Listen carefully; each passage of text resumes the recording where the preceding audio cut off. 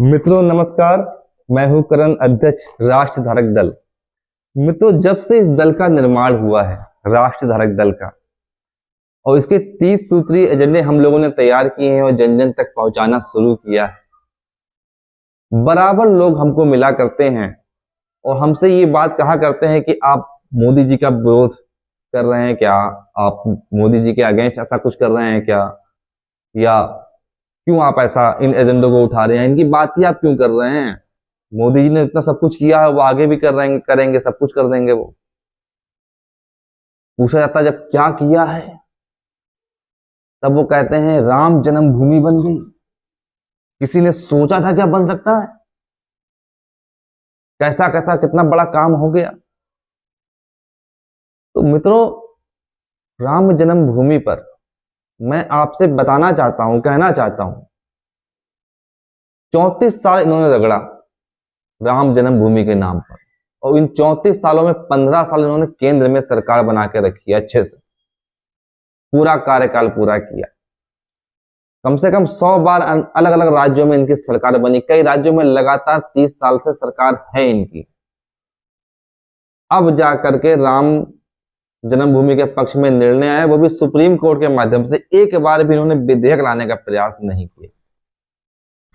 ठीक है जी, मान लिया कि बहुत बड़ा बहुत अच्छा काम भाजपा ने कर दिया, सारा क्रेडिट हम भाजपा को देने को तैयार हैं, पर कुछ राम भक्ति भी तो मन में होनी चाहिए, कुछ तो राम भक्ति इनके अंदर होनी चाहिए। यही राम भक्ति है कि जिसने राम निहत्थे कार सेवकों पर गोलियां चलवाई, लाखों कार सेवकों को कत्लेआम करवाए, उसको दंड दिलवाने की बजाय आपने पद्म विभूषण से सम्मानित करा दिया। यही राम भक्ति है।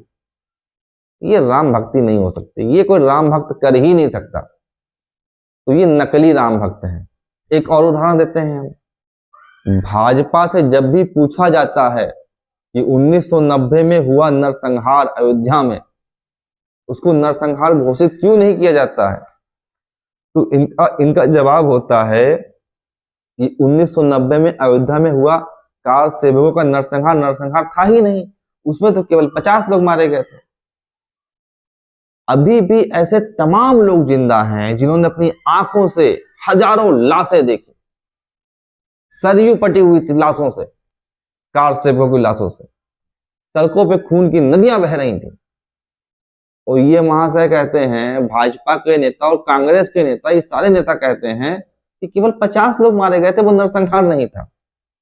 अच्छा, 50 लोग भी मारे गए थे तो कितने लोगों को सजा हुई? एक भी व्यक्ति को सजा नहीं हुई। उस समय का मुख्यमंत्री, उस समय का डीआईजी, उस समय का डीजीपी, दरोगा, डीएम, इंस्पेक्टर, किसी पे कोई सजा नहीं हुई, किसी को कोई सजा नहीं, कोई पनिशमेंट नहीं, कोई केस नहीं, कोई फाइल नहीं, कुछ नहीं। यही राम भक्ति है, यही आप सरकार चला रहे हो, यही आप राम भक्त बने हुए हो। और नकली राम भक्त ये इसलिए भी हैं क्योंकि 1991 प्लेसेस ऑफ वर्शिप एक्ट ये कहता है कि कोई भी ऐसा स्थान जो भले ही मंदिर रहा हो, पर वर्तमान में यदि वो मस्जिद है और इसके चाहे जितने आपके पास एविडेंस हो, आप उसको मंदिर साबित नहीं कर सकते, आपका केस नहीं सुना जाएगा, आपके हक में फैसला अदालत नहीं दे सकती। क्योंकि वर्शिप ऑफ प्लेसेस एक्ट में 1991 में 15 अगस्त 1947 पे जिस स्थान पे मस्जिद थी वो मस्जिद ही मानी जाएगी, जिस स्थान पे मंदिर था वो मंदिर ही माना जाएगा। यानी कि राम जन्मभूमि मंदिर जो बन गया है, ये प्लेसेस ऑफ वर्शिप एक्ट 1991 का उल्लंघन करता है, यानी कि असंवैधानिक है। ज्ञान वापी का जो मुद्दा उठाया जा रहा है वो असंवैधानिक है। आप मथुरा की बात कर रहे हैं, असंवैधानिक है। आप अपने मंदिरों को वापस नहीं ले सकते हो। यदि ये राम भक्त होते तो सबसे पहले बुनियाद मजबूत करते, जड़ मजबूत करते, और सबसे पहले ये प्लेसेस ऑफ वर्शिप एक्ट 1991 को खारिज करते, उसको हटाते। उसके बाद आप राम जन्मभूमि का फैसला करवा सकते थे, राम जन्मभूमि मंदिर का निर्माण करवा सकते थे, ज्ञान वापी या अन्य किसी भी ऐसे स्थान का जिसके पास आपके पास प्रमाण है और उस मंदिरों को ध्वस्त करके विवादित ढांचे खड़े किए गए, उनकी आप लड़ाई लड़ सकते थे। पर आपने ऐसा नहीं किया, क्योंकि आज आप मंदिर के नाम पे वोट मांग रहे हो, कल इसी मंदिर को तुड़वा करके आप मस्जिद बनवाओगे और उसके नाम पे वोट मांगोगे। जब उनकी संख्या बढ़ जाएगी तो आप उनको अप्लाई करोगे।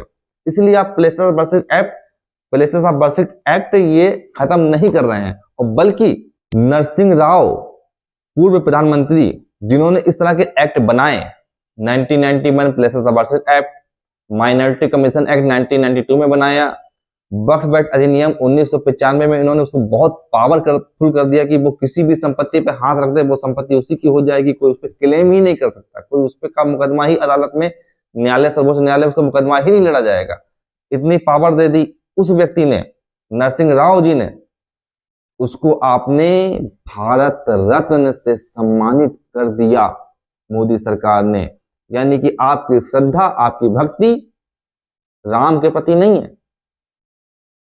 जो रामद्रोही हैं, जो सनातन को समाप्त करने के लिए इस तरह के उन्होंने कानून बनाए, आप उनको सम्मानित करके आप जो साबित करना चाह रहे हो जनता समझ रही है।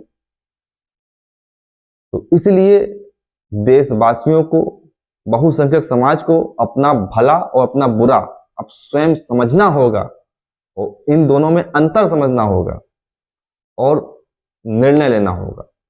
और मंदिर के भविष्य की सुरक्षा कैसे होगी? रोहिंग्या मुसलमान, बांग्लादेशी बढ़ते जा रहे हैं, देश के अंदर बढ़ते जा रहे हैं, मतांतर बहुत तेजी से हो रहा है। एक विशेष समुदाय 8-8 बच्चे पैदा करके इस देश पे कब्जा करने का पूरा प्रयास कर रहा है। 2047 तक भारत एक इस्लामिक राष्ट्र बन जाएगा, इसका पूरा रोड मैप तैयार है पीएफआई के पास, तो सारे खुलासे हो चुके हैं। आपके पास कोई रोड मैप नहीं है धर्म को बचाने का, कोई रोड मैप नहीं है धर्म को बचाने का, सनातन धर्म को बचाने का, राष्ट्र को बचाने का। अभी छत्तीसगढ़ के मुख्यमंत्री, यही मार्च के महीने में उनका बयान आया कि मतांतर से राष्ट्रांतरण होता है। रोकेगा कौन? आप बोलना ही जानते हो, बोलने के अलावा कुछ सीखा हो तो बताइए। रोकेगा कौन? बराक ओबामा आएंगे, व्लादिमीर पुतिन आएंगे, कौन आएगा रोकने के लिए? किंग जॉन उन आएंगे, कौन आएगा? शी जिनपिंग आएंगे। जिम्मेदारी आपकी है उसके रोकना। बोलने के अलावा कुछ करना सीखें यदि ये लोग, तब तो बात बने। केवल राम मंदिर बन गया, इस बात को लेकर के वो हर किसी को ओबलाइज कर रहे हैं, हर किसी से वोट मांग रहे हैं। पुलवामा के नाम पे वोट मांगते थे, शहीदों के नाम पे, जो बिल्कुल इलेक्शन कमीशन का गाइडलाइन है कि आर्मी के नाम पे कोई वोट नहीं मांग सकता है।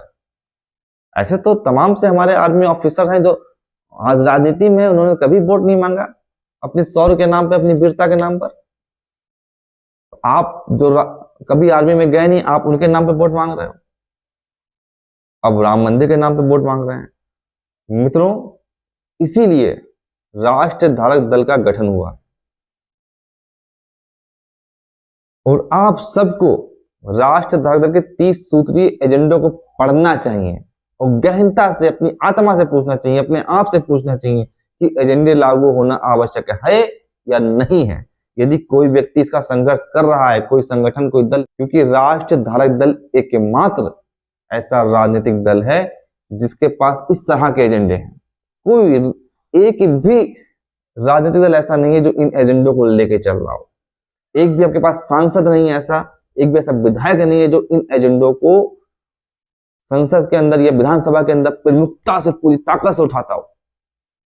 ऐसे में यदि कोई सामने आया है, एक बड़ा प्रयास कर रहा है, आप सबको चाहिए कि उसका साथ दें, प्रयास करें कि 1-2 सांसद ऐसे पहुंचे जो आपकी अपनी आवाज बने, सनातन की आवाज बने, राष्ट्र की आवाज बने, भारत को बचाने के लिए वे संघर्ष करें। क्योंकि आप और हम आखिरी पीढ़ी है जो इस सनातन धर्म को, इस राष्ट्र को, इस राष्ट्रांतरण को रोक सकते हैं, बचा सकते हैं। आने वाली पीढ़ियों के पास इतना सामर्थ्य ही नहीं होगा, इतनी संख्या ही नहीं होगी उनकी कि वो कुछ कर सकें। एक बार और आपसे कहता हूं, इन नकली राम भक्तों से सावधान हो जाइए, असली राम भक्तों को पहचानिए। धन्यवाद।